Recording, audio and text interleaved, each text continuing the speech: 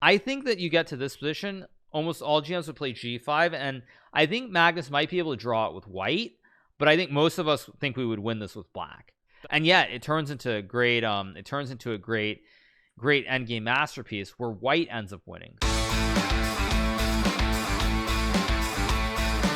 For the previous world champions, I had only done like 1 or 2 games. I'm gonna do more than that in the case of most of the world champions going forward, and the reason for that is because they started adopting a style where it wasn't really one-dimensional per se. They were capable of playing tactically. They were also capable of playing positionally as well, so they could play many different ways. So I'm going to be going over some games of the 3rd official world chess champion, Jose Raul Capablanca.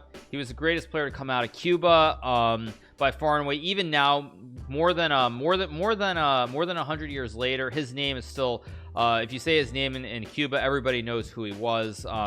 He did end up moving from Cuba to the United States to study college, I believe it was. He went to Columbia University. And then in 1921 he challenged Emanuel Lasker for the world championship. Now one of the games I'm going to show was against Emanuel Lasker from the world championship match, but he was a world chess champion until I believe it was the end of the 20s. I don't remember exactly when, until he lost a match against Alexander Aliekin. But he was a 3rd official world champion, played a very dynamic style but also very positional, and I'm going to show you a couple of his games. Some of them actually are very reminiscent of Magnus, especially this first one. So away we go. All right, so this first game was played against Juan Corzo. They played a friendly match in Cuba in 1901, and I'm picking out one of the games. This opening was a Dutch opening. E4, pawn takes e4, knight c3, knight f6, bishop g5. Now this is a Staunton gambit in the Dutch defense. Now here Corzo plays c6. The correct move, by the way, generally speaking these days, is considered to be knight c6, but he plays c6. Now remember, again, this is Capablanca, not his absolute peak, so some of the moves here are not going to be perfect. This was 20 years before he did become the world chess champion. So bishop f6, e takes f6, knight e4, d5 played here, knight to g3, queen to e7. Now again, the reason that you'll see the computer giving a big bar, and the reason that black is much better here, is the white has given away his bishop pair. Black has both bishops on the board. White in return has 2 knights and a bishop in return for that, and the structure is very solid. So with all the diagonals here, these 2 bishops should objectively give black a big advantage. So queen e7 is played. Queen to e2 is played here by Capablanca. Now they trade the queens, and again, you would think black is much better. Black has 2 bishops, so how on earth does Capablanca go on to win this game? All right, so bishop d6, knight f3, castles, bishop to g4, pawn to h3, bishop f3. Again, I'm not such a big fan of these moves like bishop g4. I think probably something like bishop e6, knight d7, and rook e8 makes a lot more sense. But bishop g4 is played, h3, they trade, bishop g3, fg3, knight d7. Now we reach this position, this middle game, and this is really where the game begins. And so you would think, again, how on earth can white ever be better, or how can white ever win? Again, black has a better pawn structure. No pawns are doubled. White has doubled pawns here on g2 and g3, combined with the fact that objectively the bishop doesn't really have many targets, and the knight can move around and attack the white pawns quite easily here. So now Capablanca plays rook fe1. Logical move, tries to take the e file. Rook a8 is played, king f1, f5. Again, not a move that I'm a huge fan of. Ultimately, I think it's one of the moves that is the reason that Corzo loses this game. Not that there's anything wrong with it specifically, but it's not probably the move that I would have played. I think probably I would have gone like king f7 and tried to trade the rooks. So he goes f5, we trade, rook e1. So now here all the rooks come off the board. Now again, as you guys see, the evaluation bar gives black a big advantage. It says minus 0.55 here. And the reason it is because this bishop has no scope. Now the pawns are all on light squares, so the bishop could potentially attack them, but again, it's very, very solid here. So you would think black should be better. In fact, in many cases, I think if you showed this game to someone, they'd be like, well, this looks like the textbook game where some grandmaster with the black pieces played a master, international master, and they won a very clean game, a very nice win. So knight f6 is played here. So now Capablanca goes king d2, knight to e4, and this is the first step in the wrong direction. Not that there's anything wrong with the move, but it helps white improve the position while not creating a threat. And the reason this is not best is because I suspect that when Corzo played knight e4, he was hoping that Capablanca would take on e4. But now after pawn takes e4, black has a protected pass pawn. So a protected pass pawn is a case where the pawn is free to go down the board, but it's also permanently supported by this pawn on d5. So for example, you would love to get the king behind and eat all these pawns, but if you ever come up too far with the king, the pawn goes to e3 and now it runs. So you can't really run the king up the board. And additionally, even if we get to a position like this, the pawn is still protected. You cannot go after the pawn that supports the advanced pawn, so you're basically stuck in front of this pawn forever, and black should be better. Mind you, I don't think black is actually winning here, but that's a little bit beside the point. All right, so again, knight e4 is played. Now Capablanca goes king e3. Very nice move. The point being, if knight takes g3, now you go king to f4. You attack the knight. The knight has to move away, and now your king takes the pawn. And this king is very, very active here, whereas the black king is very passive. So that's why probably if I was in the situation, most likely I would have played a move like g5, because what this does is it permanently stops the king from ever getting to f4. Like, even if you play moves like this, you can always play h6, and there's no way for white to get the active king here, so black is much better. All right, so knight e4, king e3. Now knight to d6 is played by Corzo. Capablanca goes bishop to e2. Again, a move that's a little bit surprising. King f4, king e5 makes a little bit more sense. Mind you, it shouldn't really change the situation. So bishop e2, king f7, king f4, king f6. Now here Capablanca plays h4. And the reason that this is much different than the other situations, that in this position, if black goes h6 here, trying to go g5 and kick this king out of f4, now white can play pawn to h5. And if you ever play g5, white goes pawn takes pawn en passant. So you never really have this option. Now this pawn in f5 is very weak because white can put the bishop on d3 and target it. Whereas if we go back here, let's just say you get some position like this even, black can now go h6 and g5 in one go. So for that reason, g6 is played by Corzo, g4 is played by Capablanca, specifically to prevent black from getting a situation where he'll get h6 and g5 in. So pawn to h6 is played here by Corzo, and now Capablanca, correctly understanding the position, plays pawn to g5. Now again, it looks like a very strange move, because what happens after takes is white again has double pawns. So how can white be better? More importantly, how can white ever win this game? So everybody can sort of figure out, I'm showing this game because it's a positional masterpiece, that Capablanca wins. But when you look at the position, it's like, well, that certainly doesn't look like it. There's just going to be a calm draw here. But the reason it's different is because what happens is, after king e7 is played, now Capablanca goes g4. So first of all, he gets rid of the double pawns, but much more importantly, when you're playing end games, especially bishop against knight, or situations where you or your opponent have bishops on the board, you want to be aware of the color that your pawns are on relative to the bishop. A knight, it's not as relevant per se, because the knight can jump all around. But when you look at this position, what happens here is that bishop d3, by the way, is a great move, is that this pawn, all the pawns are on light squares, and this g6 pawn is actually very weak. If you lose this g6 pawn, this white pawn on g5 is going all the way down the board. So what happens is you end up transforming the position from a situation where black has no weaknesses to a situation where, by trading these g pawns and going bishop d3, there's a very clear target here, and secondarily your king can run in as well. Is king e5 bad instead of g4? If you go king e5, black can go knight to f7, and now your king has to retreat. And actually in this case you're probably losing. So knight d8, knight to e6, and you're going to lose the pawn on g5 or the pawn on d4. Like if you go g4, knight e6, and now this pawn you can't save, or this one you can't save. So basically you have to be very, very careful here, and it's a very delicate position.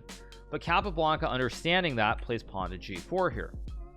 And so now pawn takes g4 is played by Corzo. Capablanca plays bishop d3, an excellent move, by the way. Now, whoops, didn't mean to do that, sorry. Now Capablanca could have taken the pawn on g4, but one thing you'll note is that if you take the pawn on g4 here, for example, black can just sort of sit around and start to create a defense. For example, something like knight c4, b3, and just going knight a3. There are tricks with knight b5. If you go c3, you lose a pawn. If you go like bishop d1, again, knight to b5 is very dangerous, because now there's a knight c3 threat as well, hitting the bishop on a2 and the pawn on the bishop on d1 and the pawn on a2 here. So because of that, Capablanca correctly understands where the knight is trying to jump to, and he goes bishop d3, because you can always take the pawn on g4. Your king is right next to the pawn, so it's not really going anywhere. So now Corzo goes knight to f5. Capablanca takes the pawn on g4. Again, at this point you kind of need to take, so if you go c3 and try to delay, now I think black can go pawn to g3, and if you take the knight, I go g2 and I'm making a queen on g1 here. So you have to be very, very careful here about how you play it. So Capablanca takes the pawn on g4. Correct move, by the way. Knight takes d4, bishop takes g6. And what you'll notice here is it's still even material. Black has 4 pawns, white has 4 pawns. It's a bishop versus knight. But the thing with this position is that this pawn is an outside pass pawn. So normally outside pawns are either on the h file or the g file going up the board. And knights actually have a big issue stopping pass pawns, unlike bishops. So for example, let's say this knight was a bishop. In this position, this bishop could always just cover from long distance and hold all the critical squares. But because it's a knight here, the knight can't really stay far away. The knight has to get much closer to these squares where the pawn is going towards g6, g7, g8. And in the process, you can distract the knight and then use your king to come over to the other side of the board. So now c5 is played here. So here Capablanca goes king to h5. Corzo goes knight to e6. Capablanca goes king to h6. And you'll see the problem here is, again, that the knight is not a very good blockader or defending piece in this situation. King f8, bishop f5. Knight to g7 is played. Again, if Corzo had got knight to d4, an example of how much better a bishop can be than a knight is that there are many ways to win here. The two moves that I really like are, I probably would go bishop to g4 here, and the reason this wins is because the knight gets cut off. You see the knight has no access points, and now your pawn is just going up the board to g7, and you're winning the game. For example, let's just say black takes the pawn. You go pawn to g6. If black goes like knight to e3, for example, you can just go bishop to e6, and the knight is dominated again. No jumps. The next move is g7, g8, and you're going to make a queen and win the game right away. So the bishop just completely dominates this knight in this position. And so for that reason, you can't really go away, so you have to go knight g7. Additionally, you cannot trade, of course, because if king e7 we trade, I go king h7, and then I have g6, g7, g8, and the king boxes the king, and it escorts the pawn to the end of the board, and you win the game. So here Corzo goes knight g7, only move sort of that you can play to try to stay in the game. Now here Capablanca goes bishop c8, logical move, attacks the pawn. Additionally, knight has no squares, it's stuck here on g7. There really are no jumps for the knight. It can maybe go to e8, but that's the only square. So b6 is played. Capablanca goes pawn to g6. d4 is played. Now, or d4 is played. Capablanca goes b3. The reasoning behind b3, again, the one thing black does have is he can try to push the pawns, create a pass pawn, and make a queen of his own on the d1 square. So how do you stop that? So you go pawn to b3 here. Now Corzo goes king to g8. At this point, it's pretty hopeless already, but let's say black plays b5 to try and create a pass pawn. What you can do here is you can play bishop to a6. If pawn push, you trade the pawns and you're ahead by 1 pawn, and now there's no threat of d3, d2, d1. So you can't really create the pass pawn. Now if you push the pawn, now there's a blockade, so you're never able to make a pass pawn anymore, because whichever pawn you push, I will just capture it. And now what I can do is there are quite a few ways to win here, but probably the simplest way would be to go bishop to c8, knight to e8, bishop d7, knight g7, and now slowly work your king back around to the queen side. Instead, Corzo goes king g8. Capablanca plays a4. Again, not maybe necessary to win the game, but very logical move. And the reasoning is, again, you can't push because I take, you can't push because I take, you can't push because I take, and you can't push on d3 because I take. So basically what happens is you never have any chance to use your pawn majority. You have this chain of 4. You have no chance to ever create a pass pawn and create counterplay in this position, because all the squares are covered by the white pawns and by the white bishop. And then additionally, this knight is stuck over here where it has no squares to go to either. So now king f8 is played. Capablanca goes bishop g4, knight to e8. Now you could say, why doesn't black try a6 here? Because Capablanca moves the bishop. But the same thing applies here, where now you can go bishop to e2 and target the pawn. Again, no pawn pushes, and if you go a5, the structure is fixed to where I will always capture no matter what you do here. So knight e8 is played here. So now king h7 played by Capablanca, knight to g7. Not knight f6, by the way, because if knight f6, king h8, you are unable to capture this bishop on g4, because I go g7, and I will go g8 and make a queen next move. And if you go knight to e8 here, kind of the game still goes on. Not really relevant per se, but anyway, the game goes on. So knight g7, king h6, knight e8. Bishop to e2 played by Capablanca. knight to g7. So this is where now you have to figure out how do you win. You've covered all the squares, there's no counterplay, but at the same time you're not really able to force this pawn to the end of the board because the king and the knight are on dark squares, the bishop's on light squares, so you can't remove the knight here. So now bishop c4 is played, knight to e8, and now Capablanca starts to bring the king around. He goes king g5, and you'll note that in this position after king e7, king f5, you can't really use this knight because the problem is, since the pawns are fixed here, if you play knight check, I go king e5, and if you trade on c4 and you try to get the king back to win, there are several ways that I can win here. Probably simplest way is to go king f6, king g8, and then go g7 here. And if you move the king, of course, I go up and make a queen. If you go pawn to a6, or rather pawn to a5 even, I can make the stalemate trick with king g6, and the problem is you have a b pawn to push. So when you go d3, I take the pawn. Unfortunately, you still have pawns to push. You push the pawn, and now I very quietly capture, pawn push, push, push, push, push, and you make the queen, and it's checkmate. So white queen's first, and the king gets checkmated at the back of the board. So when we get back to this position, black doesn't really have the option to go towards some kind of endgame with king and pawns because of the structure of where the pawns are specifically. So he goes knight g7. Now Capablanca goes king e5. Knight h5 is played, and now Capablanca goes bishop e2. Again, you would love to go king to d5 and run this king over and win the pawns, but now black has knight to f4, which is a check, forking the king and winning the pawn on g6. So Capablanca very calmly goes bishop to e2. Knight goes to g7, and now you go king to d5 because now the knight is passive again. This is why when you have an outside pass pawn, especially in an endgame, if you can distract the knight with this pawn where it has to worry about this outside pawn, generally you can then use your king and the bishop against the king to win the game. So knight to e8, king to c6 is played by Capablanca. Knight to g7, king to b7, and you see the knight basically never gets any counterplay. It's just so distracted by this pawn that white can just run the king all the way to the queen side and capture all of the black forces, or the black pawns in this case. So king to d6, king takes a7, and now king c7 is played by Corzo. King to a6. The last real thing that you need to do here is, again, is find a way to exchange some pawns and then bring the king back. So knight e8, bishop f3, knight g7, bishop d5. Again, Capablanca kind of plays some moves, not necessarily needed, but nonetheless he does this. So knight goes back to g7. So now that Capablanca has a bishop on f7, he now starts the operation of bringing the king back. Now knight f5 is played here. He goes pawn to a5 here. And the reason that this is really important to do is, for example, if you could potentially play a5 and take the pawn, but this position, while it's winning, it's still going to require a little bit of technique in order to win, because the king is guarding both of these pawns, and black can kind of sit and wait with the knight on g7 here. So instead he goes king b5, and again, black cannot go king d6 here because then you would lose the pawn on b6. So knight f5, and now a5. And so when black takes the pawn on a5, you do not actually take this pawn on the wing, you take the pawn on c5 here.